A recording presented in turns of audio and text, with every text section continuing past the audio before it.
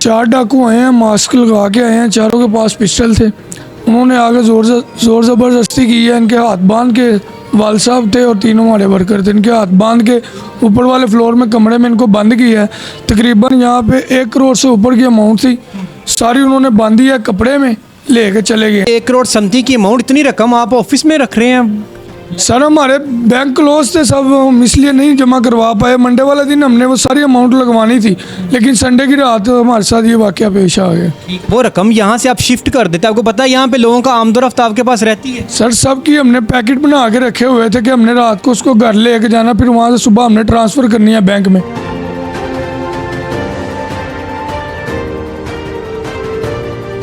लेकिन वो मेरे यहाँ पे आने से पहले ये काम हो चुका था, फिर अलमारी है उसमें से भी सारा कैश उन्होंने निकाला है। निकाल के वो साथ एक कपड़ा ले गए थे ब्लैक कलर का, उसमें उन्होंने बांधी है और वो डाकू कंधे पे लेके बिल्कुल इजी होके जा रहा है बाई मेन पे।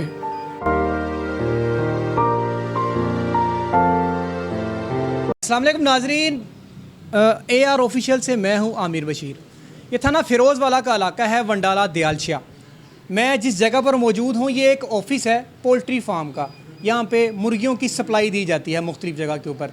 यहाँ पे एक रोज़ कबल रात के वक्त एक 15 कॉल होती है कि कुछ 4 रॉबर हमारे ऑफिस में आए हैं और पिछले 2 दिन की सेल जो कि ये बैंक में जमा नहीं करवा पाए, सिर्फ इस वजह से कि ईद की छुट्टियाँ चल रही थी और सारे बैंक क्लोज़ होने की वजह से सारा कैश इनके ऑफिस में मौजूद था। तकरीबन 83 लाख रुपए की रकम डाकू आए हैं और इनको यरगमाल बनाने के बाद असले के ज़ोर से इनसे वो लेकर चले गए हैं। लेकिन बाद में इस चीज़ पे कंफर्म होता है कि वो 83 लाख रुपए की अमाउंट नहीं थी, वो 1 करोड़ 10 लाख रुपए की रकम थी, जो बाद में इनको पेमेंट देने के लिए कुछ ताजर भी यहाँ पे मौजूद थे जो उनके पास मौजूद थे, वो साथ ले गए। डाकुओं के चेहरे भी वाज़ेह हो गए हैं, लेकिन पुलिस अभी तक उन तक एक्सेस नहीं हो पाई कि असल मुल्ज़िम थे कौन। बाकी सारा कुछ जानते हैं जो इस ऑफ़िस के मालिक हैं और जिनके साथ ये सारा कुछ वारदात हुई है, वो भी हमारे साथ मौजूद हैं। बाकी इनसे बात करते हैं। अस्सलाम वालेकुम। वालेकुम अस्सलाम। क्या नाम है? सफ़ियान साहब, ये किस चीज़ का ऑफिस है? सर ये हमारा पोल्ट्री का ऑफिस है। हमारा यहाँ के सप्लाई का भी काम है और हम ब्रोकरी भी करते हैं, गाड़ियाँ भरवाते भी हैं लोगों को। कौन सी मतलब ब्रोकरी? मुर्गी की ना, मुर्गी की गाड़ियाँ लोगों को भरवाते हैं, फिर वो भी आगे सप्लाई करते हैं गाड़ियाँ। मतलब ब्रोकरेज का काम है जो पोल्ट्री फार्म से मुर्गियाँ लेने के बाद आगे सप्लाई करते हैं? बिल्कुल बिल्कुल। अच्छा, मुझे बताएं कि क्या वारदात हुई है यहाँ पे आपके? सर यहाँ पे चार डाकू आए हैं, मास्क लगा के आए हैं, चारों के पास पिस्टल थे। उन्होंने आगे जोर ज़बरदस्ती की है। इनके हाथ बांध के वाल साहब थे और तीनों हमारे वर्कर थे, इनके हाथ बांध के ऊपर वाले फ्लोर में कमरे में इनको बंद किया है। तकरीबन यहाँ पे 1 करोड़ से ऊपर की अमाउंट थी, सारी उन्होंने बांधी है, कपड़े में लेके चले गए हैं। और इतनी रकम आप ऑफिस में रख रहे हैं? सर हमारे बैंक क्लोज थे सब, हम इसलिए नहीं जमा करवा पाए। मंडे वाले दिन हमने वो सारी अमाउंट लगवानी थी, लेकिन संडे की रात हमारे साथ ये वाकया पेश आ गया। वो रकम यहाँ से आप शिफ्ट कर देते, आपको पता है यहाँ पे लोगों का आमदोरफ्त आपके पास रहती है। सर सब की हमने पैकेट बना के रखे हुए थे कि हमने रात को उसको घर लेके जाना, फिर वहाँ से सुबह हमने ट्रांसफ़र करनी है बैंक में। लेकिन वो मेरे यहाँ पे आने से पहले ये काम हो चुका था। कितने बजे का टाइम था जब डाक? तकरीबन 11:15 बजे वो एंटर हुए हैं और 11:05 हुए वो ऑफिस से चले गए हैं बाहर। CCTV कैमरे लगे हुए हैं यहाँ पे? जी बाहर लगे हुए हैं, वहाँ पे उनकी साफ शक्लें आई हैं। वहाँ पे उन्होंने मास्क वगैरह कुछ नहीं पहना हुआ, लेकिन वो उनकी सब कुछ नज़र आने के बावजूद पुलिस ने अभी तक हमारे साथ कोई कंप्रोमाइज़ नहीं किया। अच्छा, मुझे बताएं, जब डाकू इन हुए हैं यहाँ पे आए हैं, दस्ताने उन्हें पहने हुए थे? नहीं सर, ग्लव्स भी नहीं पहने हुए, सिर्फ मास्क लगाए हुए थे। बाइट जाकर उन्होंने वो भी उतार दिए। CCTV कैमरे में बिल्कुल वाज़ेह शक्लें नज़र आई हैं उनकी, लेकिन पुलिस ने अभी तक कुछ भी नहीं किया। मैंने देखा है कि आपके इस दफ्तर के अंदर भी एक CCTV कैमरा लगा हुआ है, उस पर रिकॉर्डिंग नहीं हो पाई? नहीं सर, उसकी रिकॉर्डिंग ऑफ है। नीचे ना दूध वाली दुकान है, वहाँ पे कैमरे लगे हुए थे, लेकिन वो उसके बाद इनको बंद करके सारी अमाउंट उन्होंने एक कपड़े में बांधी है। क्या मतलब सारी रकम कपड़े में? क्या आपने ओपन रखी हुई थी? एक ये वाले ड्रा 2 खाली किए हैं और ये हमारी इधर अलमारी है, उसमें से भी सारा कैश उन्होंने निकाला है। निकाल के वो साथ एक कपड़ा ले गए थे ब्लैक कलर का, उसमें उन्होंने बांधी है और वो डाकू कंधे पे लेके बिल्कुल ईजी होके जा रहा है। वो पक्के मुखबरी पे ये काम हुआ है। वैसे किसी को पता नहीं होता कि इधर तो हमारे पास इतनी अमाउंट होती नहीं है, सिर्फ 10-12 लाख रुपए होता है, लेकिन वो ईद की छुट्टियों की वजह से इतनी अमाउंट हमारे पास पड़ी थी। उनको भी पता था कि सुबह ये बैंक चली जानी है।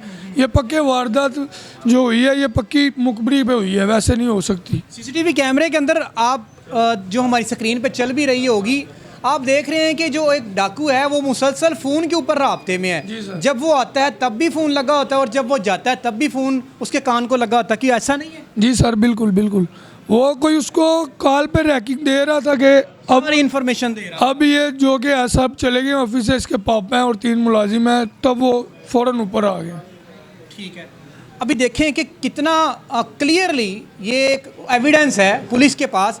उसकी जियो फ्रांसिक करवाई जाए उस टावर से लेके उस टावर, दोनों टावरों के दरमियान, और एग्जैक्ट जो टाइम है जिस टाइम ये वारदात हुई है वो तो इनको पता ही है। वो उसको अगर इंटेरोगेट किया जाए तो पता चल सकता है कि जो उस दौरान मुसलसल एक लंबी कॉलें कौन कौन सी चल रही थी इस एरिया के अंदर। तो मेरा ख्याल है ये बड़े आसानी के साथ आइडेंटिफाई हो सकता है। और सेकंड तो जो हमने सीसीटीवी कैमरे की फुटेज देखी है उसमें तो पिक्चर तो बड़ी वाज़ेह है, उस पर तो क्लियर हो सकता है कि यार ये बंदे कहाँ से आए हैं। एक तो बंदा लंगड़ा के भी चल रहा था, उसकी टांग का कोई मसला है, वो उससे सही चला भी नहीं जाता और उसकी शक्ल भी सबसे ज़्यादा साफ नज़र आई है, लेकिन इसके बावजूद कुछ भी नहीं हो सका। कितनी मोटरसाइकिल पे थे?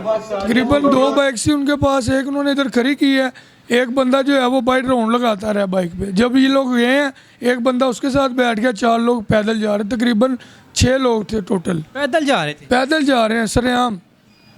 जब वो नीचे उतरे हैं आपने कोई शोर शराबा नहीं किया? शोर शराबा ऊपर दूसरी बिल्डिंग में उन्होंने बंद किया हुआ था कमरे में, वहाँ से शोर कैसे नीचे जाएगा। तो फिर आपको खोला कैसे इन्होंने? ये फिर जब हमारा मुंशी ऊपर आया उसने आके देखा कि ऑफिस में कोई बंदा भी नहीं है, उसने देखा ड्रा सारे ओपन हुए हैं, वो परेशान हो गया, वो बाइक निकलने लगा ऑफिस से, तो उसको आवाज़ आई है दरवाजे की। वो ऊपर गया, उसने जाकर दरवाज़ा खोला है तो वहाँ पे मेरे वाल साहब और बाकी जो 3 लोग थे उनको बांध कर उन्होंने उधर बिठाया हुआ था। अब इमेजिन करें कि डाकू आते हैं बड़ी बासानी, सीसीटीवी फुटेज जो है ना इसकी मुसलसल हमारी स्क्रीन पे चल रही होगी।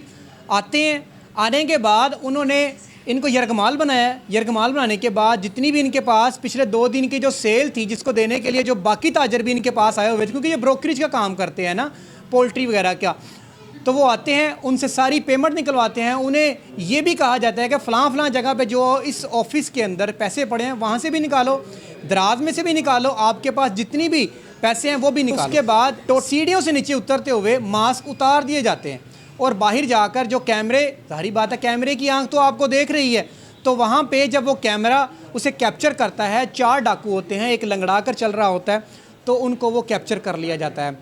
अब मुझे बताएं कि इससे ज़्यादा जो एविडेंस हैं पुलिस को और क्या चाहें, अगर पकड़ना चाहे तो मेरा नहीं ख्याल कि इसके लिए इनको ज़्यादा तगदू करनी पड़ेगी। क्या ऐसा ही है कि नहीं? जी बिल्कुल सर। पुलिस उसके बाद जैव कुएँ के बाद आज तकरीबन 102-3 दिन हो गए हैं यहाँ के पास। आपके तीसरा दिन है जी, अभी आए हुए हैं वो सब इंस्पेक्टर साहब आए हुए हैं। वो दोबारा इस जैव कुआ? जी बिल्कुल बिल्कुल, वो कह रहे थे कि हम जियो फ्रांसिक करवाएंगे आज इंशाल्लाह। ठीक है, तो फ्रांसिक लेबॉर्ट्री वाले भी आएंगे, जारी बात फिंगरप्रिंट्स तो किसी ना किसी जगह पे लगे होंगे ना? सर वो साथ एक स्टिक लेके आए थे जिसके साथ उन्होंने मारा इनको आगे, वो स्टिक वैसे इधर फेंक गया, उसको किसी ने टच नहीं किया। वो आए हुए थे इधर क्राइम सीन वाले, वो स्टिक वो अपनी जब्त में करके लेके जा चुके हैं यहाँ से। कुछ हुआ है यहाँ। अच्छा मुझे बताएं कि ये जो सारी अमाउंट थी ये सारी आपकी अपनी थी या किसी की अमानत थी जो आपने वेंडर सप्लायर्स वगैरह को देनी? अरे ये सारी अमाउंट जितनी भी आई थी हमारे पास, ये हमारी अपनी नहीं थी, ये एक फार्मर की जिनसे हम माल लेते हैं सारी उनकी अमाउंट थी। उन्होंने हमें कहा था कि हम इधर नहीं आ सकते, अमाउंट ज़्यादा, आपने सारी सुबह बैंक ट्रांसफ़र हमें करवानी है। ये सारी उनकी अमाउंट, हमारा तो 1 रुपया भी नहीं है उसमें, लेकिन चाहे उनकी थी लेकिन देनी तो हमें भरनी है ना। इतनी बड़ी अमाउंट सर हम कहाँ से दे सकते हैं? तकरीबन 1 करोड़ से ऊपर की अमाउंट है, हम इतना नहीं अफोर्ड कर सकते, नहीं हुआ। अब ये देखें कि एक गरीब आदमी कितनी मुश्किल के साथ थोड़े थोड़े पैसे इकट्ठे करता है और 20-22 साल जो इस कारोबार को वो रन कर रहे थे, एक एतमाद बनता है किसी फार्मर के साथ कि ये आप हमारे साथ कंटिन्यू काम करें। सारी उम्र की जमा पूंजी और वो पैसा जो एक किसी की अमानत थी, 1 करोड़ समथिंग अमाउंट, जो कि एक गरीब आदमी सोचने से भी डरता है कि यार इतना पैसा हम कहाँ से देंगे। वो सारी जो अमानत थी इनके पास वो सारी डाकू तो ले उड़े हैं। अब मसला ये है कि जो डाकू थे उनको पकड़ेगा कौन? क्या हमारे ये कानून के रखवाले पकड़ेंगे या ये एहतजाज करने पर मजबूर होंगे या ये भी आम गरीबों की तरह यही कहेंगे कि जी वज़ीर आला पंजाब हमारा नोटिस लें ताकि हमारे मुलजमान गिरफ़्तार हों? क्या हर एक को इंसाफ मिलने के लिए वज़ीर आला पंजाब ही नोटिस लेगी या उसके अलावा भी कानून के जो अदारे हैं वो कोई काम करेंगे? इसके मुतल्लिक़ जितनी भी पेशरफ्त होगी इंशाल्लाह हम उस आप तक पहुंचाते रहेंगे। इसमें फ़र्दर क्या अपडेट होगी, पुलिस ने अब तक क्या कार्रवाई की है, उस हवाले से भी आपको लम्हा ब लम्हा अपडेट करते रहेंगे। इसी के साथ अपने मेज़बान आमिर को इजाज़त दें। अल्लाह